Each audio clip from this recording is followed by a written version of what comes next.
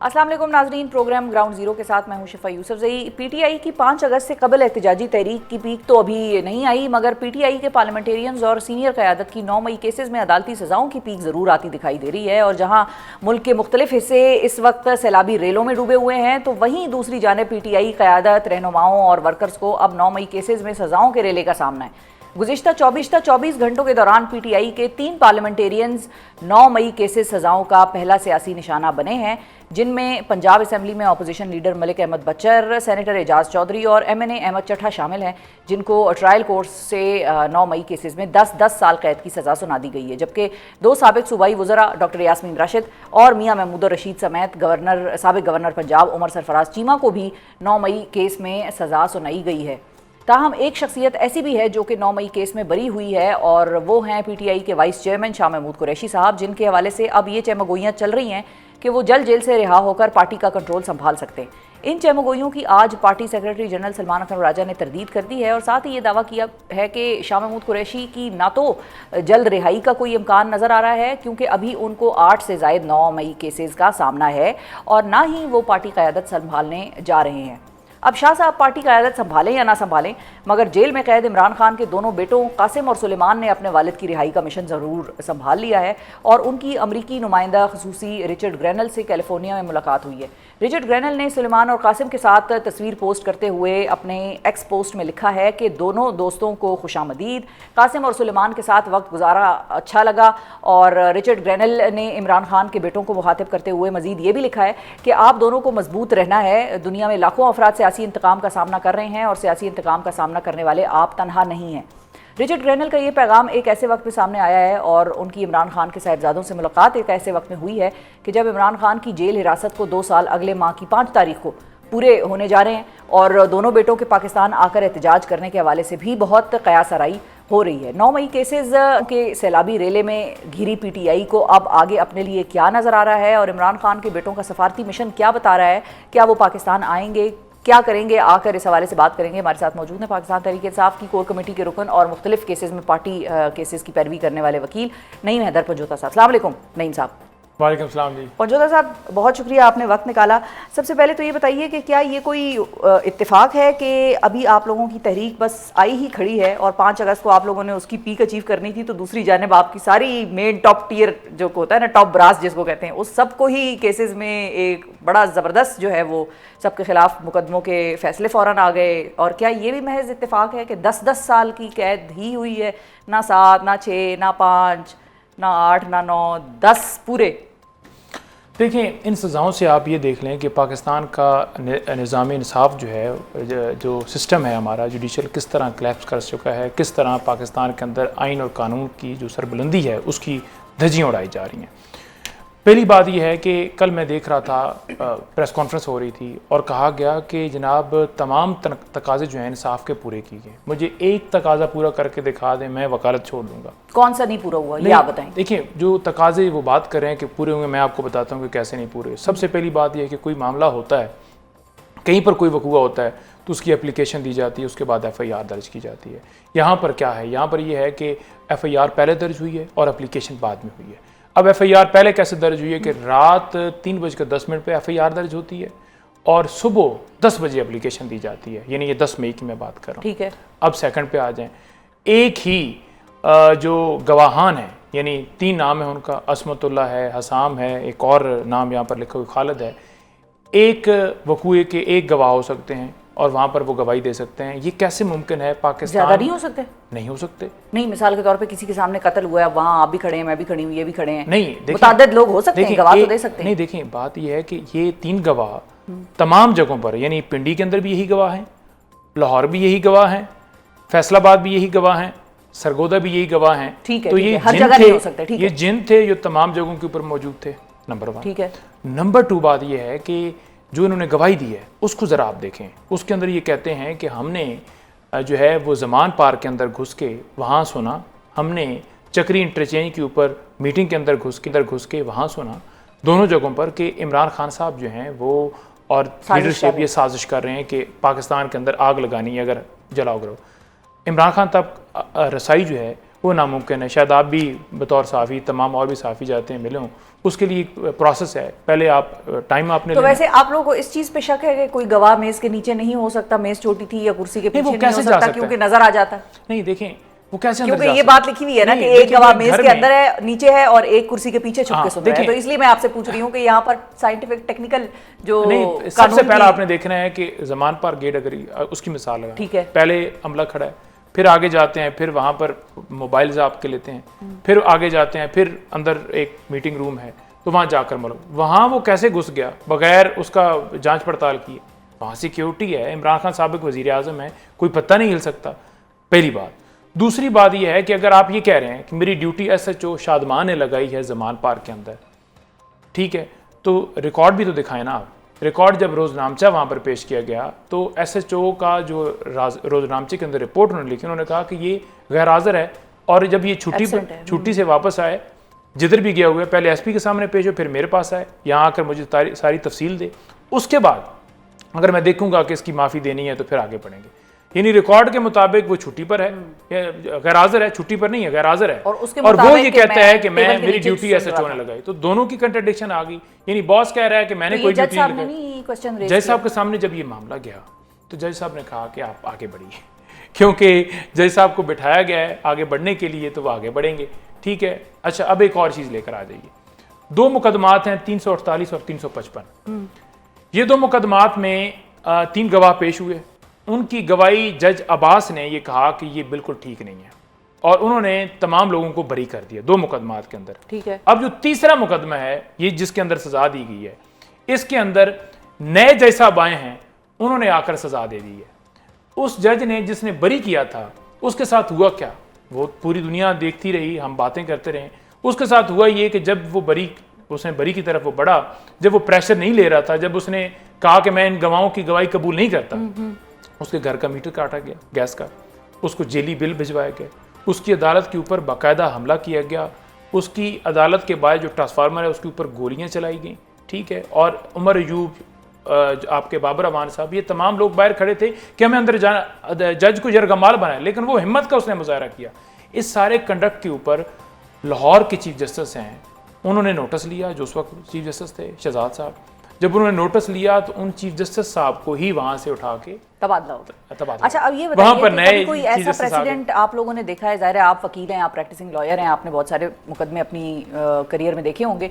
कोई ऐसा situation scenario आपने देखा है कि लाहौर की अदालत और सरगोदा की अदालत एक ही वक्त में एक ही जैसी सज़ा सुनाए मुलजिमान को? इधर भी 10 साल है, उधर भी 10 साल है, जैसे जजों ने आपस में एका किया हो।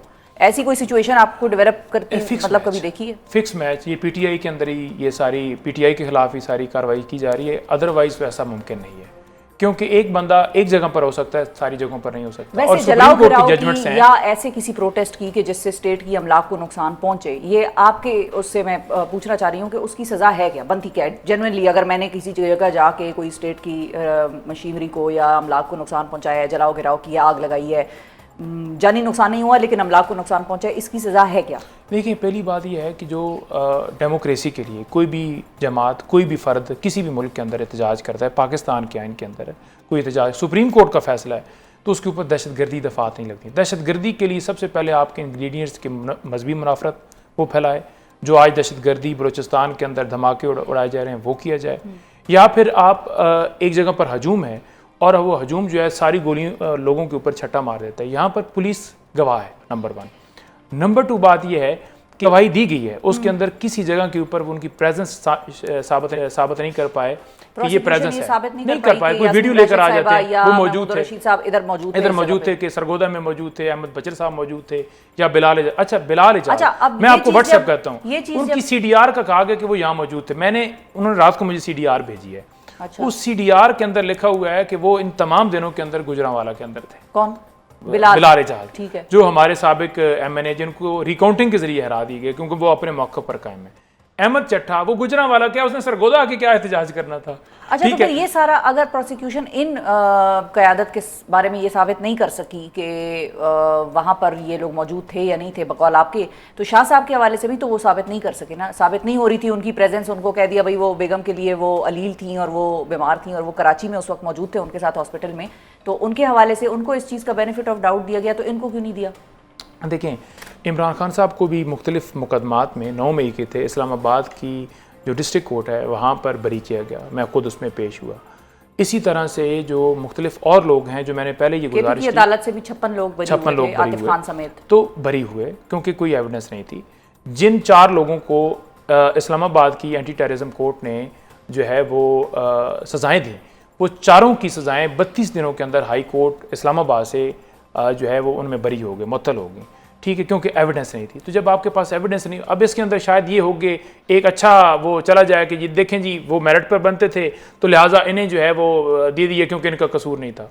लेकिन क्या शाह महमूद कुरैशी साहब बाहर आ गए, उनके ऊपर अभी भी 8 से 9 मुकदमे और जेल में है, किसी और में दे देंगे, पहले साइफर में दी, औरों में दी, तो ये बिल्कुल गलत एक सारी चीज़ है। अच्छा, अब ये क्यों बात आ रही है, जब हमने आज सलमान अकरम राजा साहब को सुना, उनको क्या इतनी जल्दी क्यों थी ये बात कहने की कि शाह साहब बाहर नहीं आ रहे, बरी नहीं हो रहे? क्योंकि कल से हम तो सोशल मीडिया पे बड़ी वाह कैंपेन देख रहे हैं कि शाह साहब बस आ रहे हैं, आए ही आए, तो वो कहते हैं कि वो पार्टी क़यादत भी नहीं संभाल रहे और वो जेल से भी बाहर नहीं आ रहे। तो सलमान साहब को इतना जल्दी क्या थी ये बात करने की? क्योंकि आप लोगों को तो अभी वो मोमेंटम चाहिए, जिस तरह से कि कल हम देख रहे थे शाह साहब की एक खुशी तो डेफिनेटली लोगों में थी कि वो बरी हो गए हैं, तो वो एक मोबिलाइजेशन कैंपेन तो आप लोगों को बड़ा फ़ायदा पहुंचा रही थी। नहीं, देखें, उनसे सवाल जब किया गया कि इमरान, वो सुनने में आ रहा है कि कोई डील होगी, वो बाहर है, तो उन्होंने कहा कि उनके ऊपर और केसेस हैं। जब ये बात की गई कि वो आके सरबराही कर रहे हैं, तो उन्होंने कहा जी कि जब वो बाहर आएंगे तो फिर आगे बढ़ेंगे ना। ये एक सिर्फ अफवाहें फैलाई जा रही हैं कि पीटीआई को, क्योंकि मुख्तलिफ लोग ट्वीट्स कर रहे थे, मैं देख रहा था कि जनाब वो आएंगे और डील हो गई है और वो बिल्कुल संभालेंगे, पीटीआई ख़त्म होगी, इमरान खान ख़त्म है, बाकी लीडरशिप भी फारिग हो गई। तो एक बयानिया बनाया जाता है ना हमेशा, कोई असल जो फोकस है कि आप लोगों को डिस्क्वालीफाई कर रहे हैं और उस जगह के ऊपर दोबारा आप इलेक्शन करवाएंगे और वहाँ आप कहेंगे कि नवाज शरीफ, मरियम की और शहबाज शरीफ की मकबूलियत इतनी है कि वो उन सीटों के ऊपर PMLN के उम्मीदवार जीत गए। ठीक है, ठीक है, ठीक है। तो इसमें बात करें कि जो गैर कानूनी अमल किया जा रहा है कि जमहूरियत का जनाजा निकाल दिया, पहले 17 सीटों से हुकूमत दे दी, फिर मखसूस नशिस्तें रिकाउंटिंग के अंदर, और फिर अब अच्छा, अब 5 अगस्त का आप लोगों का क्या प्लान है? क्या वो रिहाई का रास्ता जो तहरीक यहाँ से चलनी थी उसके लिए लीडिंग कैप्टन अमेरिका से अब आ रहे हैं? क्योंकि आप लोगों की तो खान साहब से मुलाकात नहीं हो पाती और सहाफ़ियों की भी हमने देखा, पिछले 2 तो गए तो उनकी मुलाकात नहीं हो पाई, लेकिन उनके साहिबजादे कासिम सुलेमान की मुलाकात रिचर्ड ग्रेनल से ज़रूर हो गई। खैर, जिसके बारे में लोग ये तज्जिया कर रहे हैं कि साढ़े ते ना रहना, मतलब रिचर्ड ये कहना चाह रहे हैं कि साढ़े ते ना रहना, लेकिन क्या वो यहाँ पर आकर उस कैंपेन में शामिल होंगे? बाकायदा तौर पर ये फाइनल हो गया, फैसला हो गया? देखिए, पहली बात यह है कि ट्रंप को इमरान खान का उसने नाम पे वोट लिया और उसको बुनियादी इंसानी हकूक़, जमहूरियत के लिए जो पाकिस्तान के अंदर हो रहा है उस पर आवाज़ बुलंद करनी चाहिए थी, अपना मौक़िफ़ लेना चाहिए था, क्योंकि उनकी सेटलमेंट इनके साथ हो गई है, चाहे वो ईरान वाला मामला हो, चाहे वो अफ़गानिस्तान वाला मामला हो, चाहे वो कोई भी हो, क्योंकि ये लेट चुके हैं। तो लेटने के बाद वो अपना मौक़िफ़ नहीं दे रहे, अपने बाप की रिहाई के लिए जो कि नाहक कहते हैं उसके लिए वो आवाज़ किसी जगह पर भी बुलंद कर रहे हैं, तो वो कर रहे हैं। लेकिन हमारा जो फैसला होगा, रिहाई होगी, वो सिर्फ़ और सिर्फ एक एहतजाज की सूरत में, एक मज़ामत की सूरत में, रोड पर निकलने की सूरत में होगा। अदरवाइज आपकी अदलिया बिल्कुल बैठ गई है, ये काम आप लोग कर पाएंगे इस मरतबा? बिल्कुल। एक देखें, एक प्लान एक प्लान इंसान बनाता है और एक प्लान होता है जो अल्लाह ताला का होता है। तो हम इंशाअल्लाह ताला, हमारा काम है कोशिश करना। हमने पहले भी कोशिश की, हमारे ऊपर गोलियां चलाई गई, हम इंशाअल्लाह ताला नेक्स्ट भी कोशिश करेंगे। इस दफ़ा इस्लामाबाद का नहीं है और अलग प्लान है, लेकिन हमारी तहरीक का आगाज़ हुआ है और हमारी मोबिलाइजेशन जारी है। प्लान है फाइनल? देखिए, मीनार पाकिस्तान के हवाले से हमने एप्लीकेशन दी है कि वहाँ हमें जलसा करने की इजाज़त दी जाए, लेकिन इनकी कांपें जो है वो राणा साहब ने कहा कि अभी तो फिलहाल इस पे गौर करेंगे और कभी इम्कान इस चीज़ का ये है कि इजाज़त ना मिले। ये कभी भी हमें स्पेस नहीं दे सकते, क्योंकि अगर ये स्पेस देंगे तो इनकी हुकूमत जाएगी। अच्छा, खान साहब के हवाले से जो आप लोगों ने अब एप्लीकेशंस दी हैं उनकी सहूलियात के हवाले से, ये चीज़ बहुत लेट नहीं की? क्योंकि ये बात तो हम बड़ी बारहा सुन रहे थे बहनों की तरफ से कि उनको सहूलियात नहीं मिल रही हैं, अब जाके इतना लेट क्यों ये एप्लीकेशन दी है कि कपड़े भी यहाँ तक नहीं पहुँचाए जा रहे और बिस्तर भी गालिबन नहीं पहुँचाया जा रहा उन तक? देखिए, मुख्तलिफ दरख्वास्तें जो हैं एंटी टेररिज्म कोर्ट के अंदर दी गई, उसके बाद हाई कोर्ट से भी रजू किया गया, लेकिन उनके ऊपर सुनवाई नहीं हुई। कॉन्टेम्प्ट पटिशंस हमारी पेंडिंग थी, उनकी ऊपर सुनवाई नहीं है। हमारी मुख्तलिफ दरखास्तें मुलाकात के हवाले से पेंडिंग थी, तो एक DB बना के 2 मेंबर बेंच ने फैसला दिया कि अब कोई मामला आएगा तो हमारे पास आएगा। उस DB के अंदर बंदा कौन था? एक चीफ जस्टिस थे और दूसरे उनके साथी थे, जो बाद में लाए गए इसलिए कि आपने इमरान खान के केसेस को नहीं सुनना। तो लिहाजा ऐसी सूरत हाल से दो चार हैं। हमने अब ये किया है कि एक नई पटिशन दायर की है। हमने तमाम चीज़ों को अलाइव रखना है, हमने उस पर आवाज़ बुलंद करते रहने हैं कि हमने इतनी दरखास्तें दे दी हैं, इंसाफ हमें आगे से ना मिले, लेकिन हमने उस प्रोसेस का हिस्सा इसलिए बने हुए हैं क्योंकि हम इस जमहूरियत के अंदर ये समझते हैं कि हमने कोई ऑप्शन जो है उसे छोड़ा नहीं है।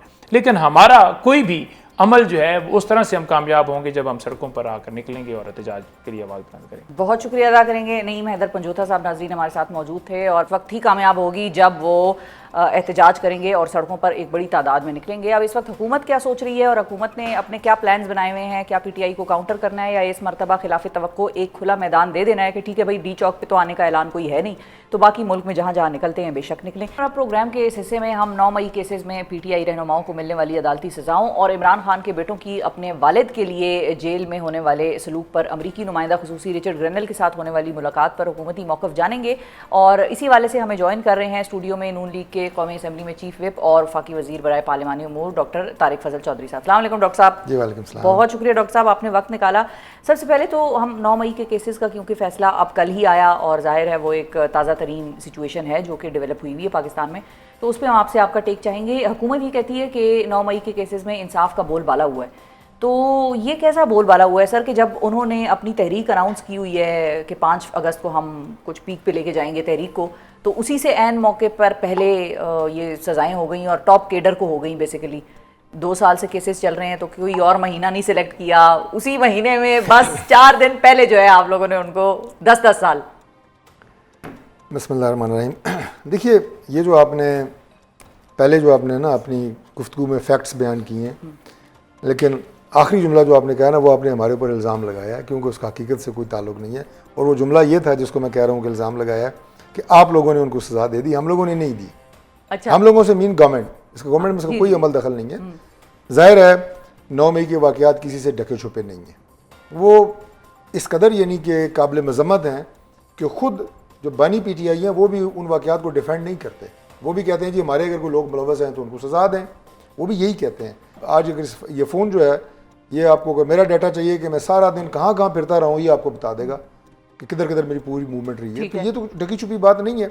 तो यही अब वो मैं अर्ज़ करता हूँ डॉक्टर साहब, ये कैसे हो सकता है कि यास्मीन राशिद या महमूद रशीद साहब एक ही वक्त में सरगोदा में भी थे और लाहौर में भी थे और समनाबाद में भी थे और शादमान में भी थी वो, और हर जगह कैसे हो सकती है? देखें, ये फ़ोन भी किसी जगह पर होगा ना, एक जगह पर हो सकता है। बिल्कुल, इसमें तो कोई दो राय नहीं हो सकती कि एक आदमी फ़िज़िकली एक वक्त में एक ही जगह पे मौजूद हो सकता है। मुख्तलिफ औकात में मुख्तलिफ जगहों के ऊपर जा सकता है, लेकिन एक वक्त में ज़ाहिर एक ही जगह के ऊपर होगा। लेकिन अगर आप किसी स्पेसिफिक केस की बात कर रही हैं तो उस पर चलें, मैं मालूमात लेके आपको ज़रूर बताऊँगा। लेकिन मैं जनरल बात बता रहा हूँ कि उन वाक़यात में जो लोग मुलव्वस थे बिलवास्ता बिलावास्ता, जिन्होंने कॉल की, लोगों को बुलाया, इकट्ठा किया, उन्हें फैसिलिटेट किया, अब उनकी बाकायदा ट्रायल के बाद शवाहिद सबूत जो जरा होती है उसके बाद वो सज़ाएँ हो रही हैं। अब उनका बाकी किसी चीज़ के साथ कोई ताल्लुक़ नहीं है। लेकिन जब भी कोई सज़ा होनी है किसी को, मैं वैसे आपको एक जनरल मिसाल दे रहा हूँ, तो पाकिस्तान में तो ज़ाहिर है कोई ना कोई इवेंट चल रहा होता है। अभी कल 14 अगस्त हो रहा है, अगस्त में भी यौम आज़ादी, उससे पहले किसी को सज़ा होगी। आप यहाँ बैठ के मेरे से पूछ रही होंगी जनाब ये आप आज़ादी को तोहफा हमको दे रहे हैं, जो कि हम नहीं दे रहे। और मेरे कहने का मकसद ये है इन शॉर्ट कि उन चीज़ों को किसी इवेंट से लिंक नहीं करना चाहिए। ये तो एक कोइंसिडेंस हो सकता है। बाकी तहरीक की जहाँ तक बात है, मैं दोबारा ये बात कहूँगा कि अपने आइनी हक़ को इस्तेमाल करें जमहूरी और आइनी तरीके से, और सियासी तरीके के साथ आप अगर अपनी कोई कार्रवाई करना चाहते हैं, एहतजाज करना चाहते हैं, इकट्ठा होना चाहते हैं, उसमें कोई मुज़ायका नहीं है। लेकिन आपका जो माजी है वो इस बात का गवाह है कि हमेशा आपने बात की पॉलिटिकल प्रोटेस्ट की, अपने आइनी हक़ की, एहतजाज की, लेकिन उसकी आड़ में आपने फितना, फसाद, इंतशार फैलाया, लड़ाई झगड़ा किया, मुसल्ला होके आए, पुलिस वालों को ज़ख्मी किया, पुलिस वालों पे आप लोगों ने शेलिंग की। और अब आखिरी बात यह है, इस वक्त तो आपके जो चीफ़ मिनिस्टर हैं, जिस सूबे पे आपकी हुकूमत है, वो तो बरमला ये कह रहे हैं, मीडिया पे कह रहे हैं कि जनाब हम तो असला लेके आएंगे, हम तो बंदूकें लेके आएंगे। तो फिर मुझे आप ये बताएं कि जब आप तो उनके खिलाफ पहले इस से केस बनाते हैं, इंतजार क्यों कर रहे हैं डॉक्टर साहब कि वो असलहा लेके आए? नहीं, इंतजार नहीं कर रहे हैं, हम उनको आने नहीं अगर देंगे। मैं किसी को थ्रेट करूंगी, हेट स्पीच फैला रही हूँ किसी कम्युनिटी को या किसी मजहब के कुछ लोगों को, मेरी उस बयान से कोई मसला हो सकता है, उनकी जान माल का नुकसान उससे हो सकता है आगे आने वाले वक्तों में, तो मुझ पे तो हुकूमत उसी वक्त मुकदमा बनाएगी। तो देखिए बात ये है अली कि अमीन साहब पे बना दें। उन्होंने अभी तो आप लोग उनको थैंक यू कर रहे हैं, आजकल तो आप उनको सेनेट वेनेट की जीत का शुक्रगुजारियां कर रहे हैं। चाहिए था, लेकिन फिर जब वो बनाते हैं तो फिर आप, यानी मीडिया कहता है जनाब ये पॉलिटिकल विक्टिमाइजेशन शुरू हो गई है, बनना चाहिए।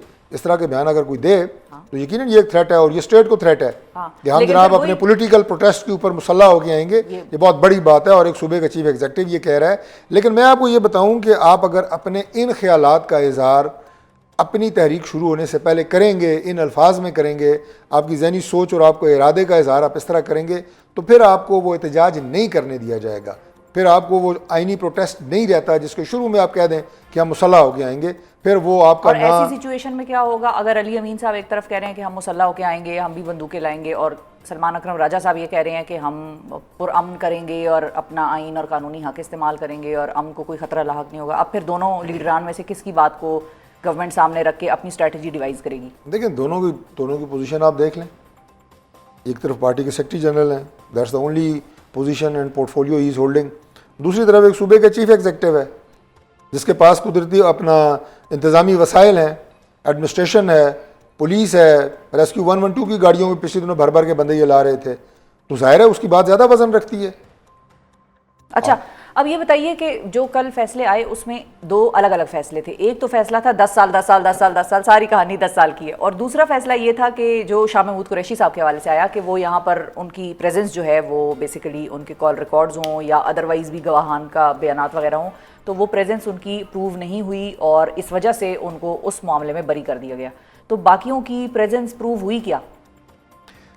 देखिए बात यह है, तो इसके लिए तो उस केस के जो मुकम्मल मंदरजात हैं, प्रॉपर प्रोसीडिंग्स है, उनमें बैठना या उसका पता होना ज़रूरी है। और ज़ाहिर है हम जो तमाम PTI के हों या कोई और भी हों, उनकी जो केसेस का ट्रायल है उसका हम हिस्सा तो नहीं होते, मैं अपनी बात कर रहा हूँ। हाँ, बिल्कुल, आप फैक्ट्स के बारे से प्रीवी नहीं हो सकते, बिल्कुल ठीक है। फैक्ट्स की मालूमात के बारे से मैं जो है वो उस तरह आगाही नहीं रखता जिस तरह आप मुझसे सवाल कर रही हैं। अच्छा, एक और चीज़ है जिसके हवाले से आपकी भी आगाही होगी और आपका उस पर एक टेक भी होगा बड़ा बुनियादी किस्म का, वो है जज साहब ने फैसले में ये लिखा है कि चूंकि इन लोगों ने पार्टी छोड़ी नहीं थी तो इसलिए इनको ये रगड़ा लगाना ज़रूरी था। तो ये क्या म्यार है कि वो पार्टी छोड़ दें? और वो देखें, ये हो ही नहीं सकता। मैंने वो फैसला पढ़ा नहीं है, मैंने फैसला पढ़ा नहीं है। पैरा नंबर मेरा ख्याल है, पैरा मैं आपको बताती हूँ अभी पैरा नंबर सोच के। नहीं देखें, मैं इसको पढ़ के आपको बता सकता हूँ, उसकी इंटरप्रिटेशन कम अज़ कम जो है वो मैं इसलिए नहीं कर सकता कि पार्टी किसी ने छोड़ी हो या ना छोड़ी हो, उस बात का ताल्लुक उसके एक्ट से नहीं है, उस अमल से नहीं है जो उसने किया है। अगर उसने कोई चीज़ जो है वो कानून तोड़ा है या 9 मई के वाक़यात में उसने ये हमले किए हैं किसी भी ऐसी सरकारी बिल्डिंग पे या किसी अस्करी इंस्टॉलेशन पे या शहदा की यादगारों पे, तो कतई नज़र इसके कि उसने पार्टी छोड़ी है या नहीं छोड़ी, इसका उन फैक्ट से कोई ताल्लुक नहीं। अच्छा, ये पैरा नंबर 39 है जिसमें कि वो जज साहब जो हैं, ऑनरेबल जज साहब, वो ये कह रहे हैं, though the accused denied from their any connection with the occurrence but they even did not opt to rebut at this stage from their affiliation with PTI, so there is weight in the contention of prosecution side that they belong to PTI and due to their affiliation they committed the occurrence on the instigation. ये आखिरी जो आपने अल्फाज पढ़े हैं ना कि due to their affiliation they acted upon this with PTI because PTI का ये सोचा सा बना एक मंसूबा था। देखें, जैसे आपने मुझसे एक स्ट्रेट सवाल किया है, अच्छा एक सेकंड आपने सवाल किया ना, मैं उसको लिंक कर देता हूँ कि क्या एक शख्स फिजिकली एक वक्त में 2 जगह पे हो सकता है, 3 जगह पे हो सकता है। मैंने आप उसको स्ट्रेट जवाब दिया नहीं हो सकता। लेकिन मैं आपसे एक सवाल करता हूँ कि क्या पाकिस्तान के मुख्तलिफ शहरों में मुख्तलिफ मकामात पे एक वक्त में हुजूम, क्राउड, PTI के लोग वो एक वक्त में मुख्तलिफ, अगेन आई रिपीट, वो कंटोनमेंट में घुसने की कोशिश करें, वो शहदा की यादगारों में को मसमार करने की कोशिश करें, वो जिना हाउस पे एक वक्त में घुसें, वो जनाब अस्करी इंस्टॉलेशंस में एक वक्त में। इसका मतलब ये है कि ये प्लान था ना, पहले से ये प्लान था। इनकी तमाम व्हाट्सएप ग्रुप्स और इनकी तमाम जो टीम्स थी, उन्हें ये कहा गया था कि अगर इमरान खान अरेस्ट होता है आपने फलां फलां मुकाम पे जाना है, उसी एक वक्त में आप GHQ पे हमला करने की कोशिश करें। तो ये प्लान्ड था सारा, इसलिए ये फैसले में जो आखिरी आपने जुमला पढ़ा है लेकिन ना, अनप्लान्ड कि मुजाहिरे भी उस होते हैं एफिलिएशन डॉक्टर की वजह साहब। से आपको जो याद होगा पीटीआई के जब साथ थी, हुकूमत गिरी, दे PDM की न्यू दैट गवर्नमेंट प्लान। असल इसकी इंटरप्रिटेशन ये है कि दे न्यू दैट प्लान, जो पीटीआई उस वक्त बना रही थी। तो ऐसे ये तो- मुझे अफसोस होता है ये बात करते हुए भी कि एक सियासी जमात स्टेट के खिलाफ लड़ने की कोशिश नहीं, लेकिन कर रही ऐसे है। तो फिर और ये भी नहीं हो ऐसे सकता। क़यादत है पीटीआई की साबिका जो कि दे न्यू दैट प्लान, और वो भी शामिल थे। अंदलीब अब्बास साहिबा यास्मीन राशिद साहिबा के साथ गाड़ी में बैठी हुई थी, तो अंदलीब अब्बास साहिबा के ऊपर कोई किसी किस्म का कोई मुकदमा नहीं हुआ, ऐसा क्यों? देखिए अगेन आई वुड से कि इंडिविजुअल पीटीआई के जो लोग हैं उनकी किस हद तक इन्वॉल्वमेंट रही है, किस हद तक नहीं रही। हमने तो वही देखा है ना कि जो मीडिया पे आप लोगों ने हमें दिखाया है कि डॉक्टर साहिबा के लिए मेरा बहुत एहतराम है कि वो गाड़ी की छत पे हैं, बैठी हैं और वो रोक रही हैं। वैसे तो एक तो वीडियो वो है जो कह रही है अंदर घर में नहीं जाना, और घर कह में नहीं रही है कि जाना। आए, वो फिजिकली वहाँ मौजूद थी। अच्छा, बाकी ये कि किसी के खिलाफ अगर कोई बरी हुआ है, उसके पीछे क्या उसके शवाहिद थे या नहीं थे, तो इंडिविजुअली हर केस को तो ज़ाहिर है हम आपको नहीं उसका बता सकते। मैं अपनी बात कर रहा हूँ कि मेरे पास वो मालूमात नहीं है। अच्छा, आपने जो बात की ना कि वो एक प्लान थे इसलिए वो सारे एक ही वक्त में इकट्ठे निकले, आपको याद होगा जब पीडीएम की हुकूमत बनी और इमरान खान की हुकूमत गिरी, उसके अगले दिन जो एहतजाज था वो तो प्लान नहीं था। वो तो इमरान खान साहब का तो अपना माइंड ये था कि ये हुकूमत नहीं गिरेगी और वोट ऑफ नो कॉन्फिडेंस नाकाम हो जाएगा और मैं भाई वजीर आजम ही रहूँगा। उसके बाद जो आवाम निकली थी और जो पाकिस्तान में निकले या पाकिस्तान से बाहर के ममालिक में निकले, जिसमें कि बहुत सारे ऐसे ममालिक भी शामिल हैं जहाँ पर बादशाहत का निज़ाम है, और उसमें उन लोगों के खिलाफ फिर मुकदमाबाजी भी हुई, उनको एप्रीहेंड किया गया, उनके खिलाफ फ़ाइन जुर्माने हुए। तो वो इस किस्म के एहतजाज तो डॉक्टर साहब होते हैं पॉलिटिकल मूवमेंट्स में कि जब कोई ऐसी इवेंट बन जाता है और सारी कौम इकट्ठी ही सड़कों पे आ जाए। पहली बात तो ये है कि मैं अपने तमाम पाकिस्तानी भाइयों को, या अगर फॉर दैट मैटर हमारी ऑनरेबल ख़वातीन बहनें भी पाकिस्तान से बाहर काम कर रही हैं, तो जिस मुल्क में है उन ममालिक के कवानीन को फॉलो करना ये उनकी ऑब्लिगेशन है। They have to do it.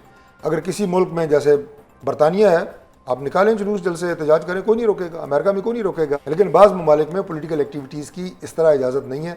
तो आपको जो आपने कहा ना उनके खिलाफ मुकदमे भी हुए या जुर्माने भी हुए, वो उन ममालिक में हुए कि जहाँ पे इस तरह की एक्टिविटीज़ की इजाज़त नहीं है। बुनियादी नुक्ता जो मैं उनको ये बात कह रहा हूँ कि काइंडली अपने ममालिक की कवानीन को आप फॉलो करें। लेकिन मैं जो बुनियादी नुक्ता उठा रही हूँ वो ये उठा रही हूँ कि कभी कभी ऑर्गेनिक मूवमेंट्स भी इसी तरह निकल आती हैं कि पूरी कौम सड़कों पे आ जाती है, जैसे उस दिन आ गई थी। बात यह है कि तो हो सकता है कि 9 मई को भी गिरफ्तारी के बाद आ गए हों। जरूरी नहीं है कि किसी ने प्लान बनाया हो बाकायदा तौर पर, आपने जीएचक्यू को ही जाके टारगेट करना। मैं कहता हूं जी, मैं आपकी बात से इत्तेफाक करता हूं कि चलें जी बाहर आ गए, ठीक है। लेकिन उसके बाद मुख्तलिफ शहरों में आपने आर्मी की तनसीबात पे क्यों अटैक किया? ये तो नहीं हो सकता। चले, ये हो सकता है किसी शहर में वो उन्होंने थाने पे हमला कर दिया, किसी शहर में उन्होंने मुस्लिम लीग नून के दफ्तर को जला दिया, रेडियो पाकिस्तान को।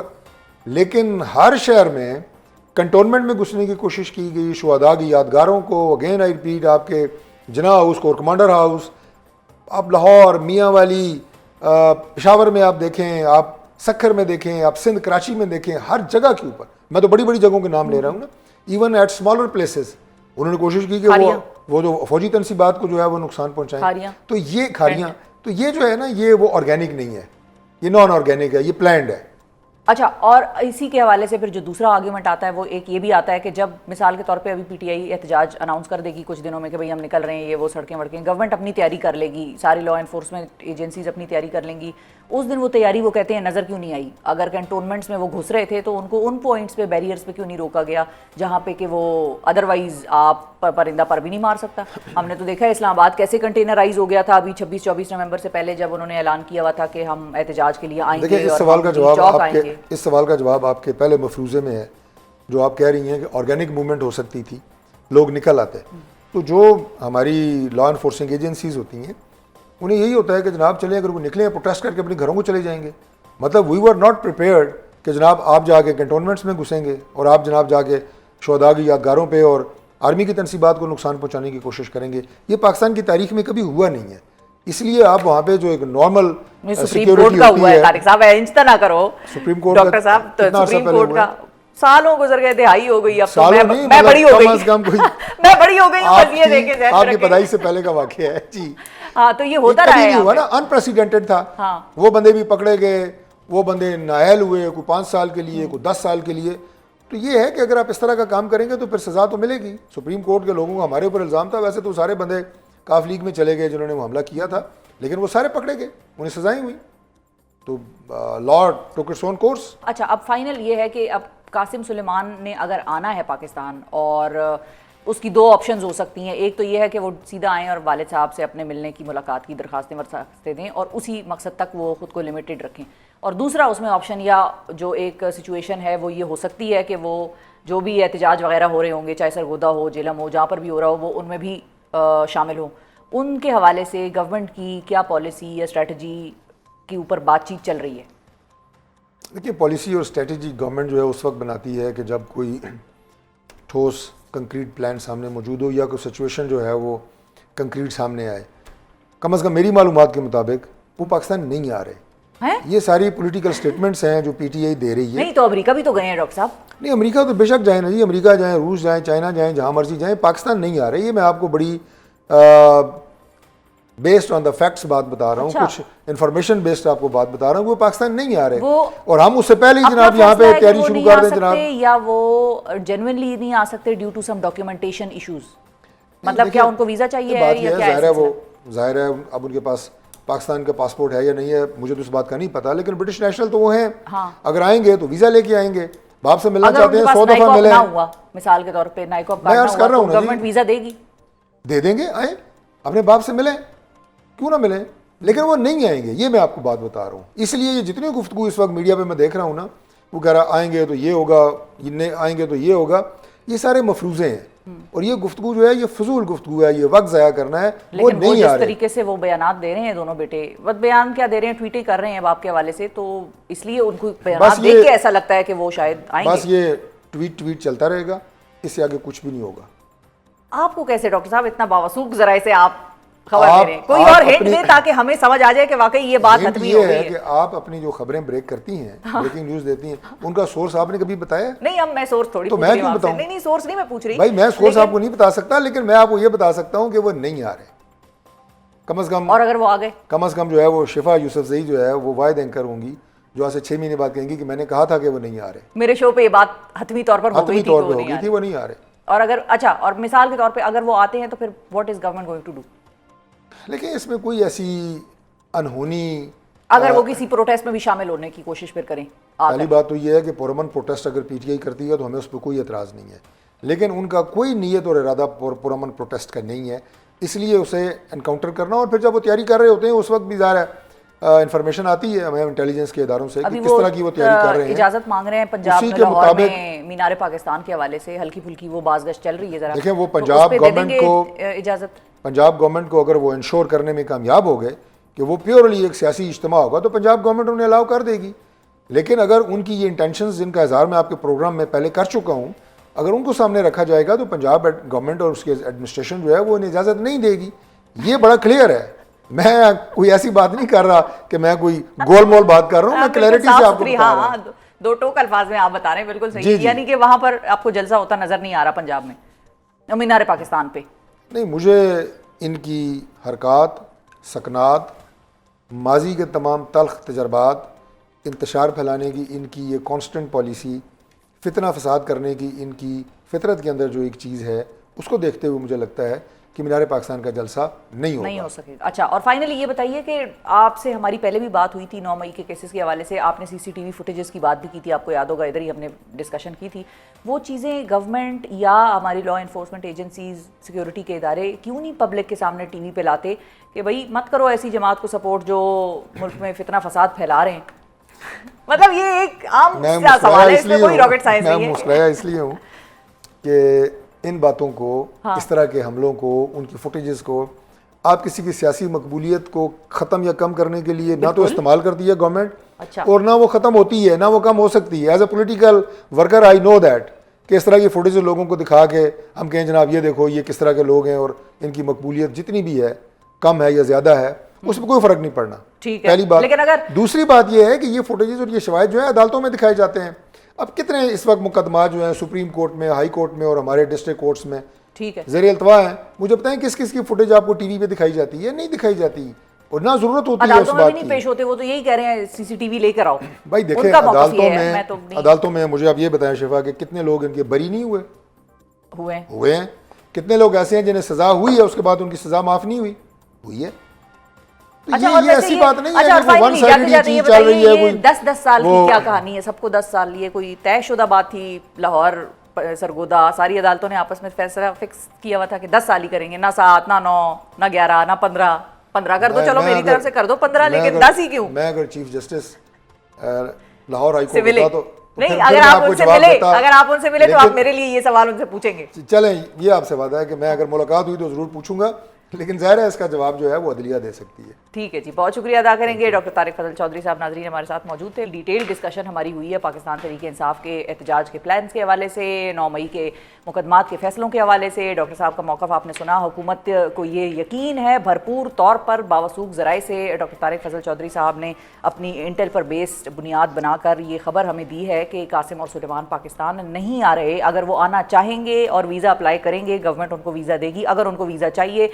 अगर अपने वालिद से वो मुलाकात करना चाहते हैं, हुकूमत को इस चीज़ पर कोई एतराज़ नहीं है, लेकिन उन्होंने ये बात की है कि वो पाकिस्तान नहीं आएंगे। अब देखते हैं कि वो आते हैं या नहीं आते। इसी के साथ आज के प्रोग्राम से मुझे दीजिए इजाज़त। अपना बहुत ख्याल रखिए। अल्लाह हाफ़िज़।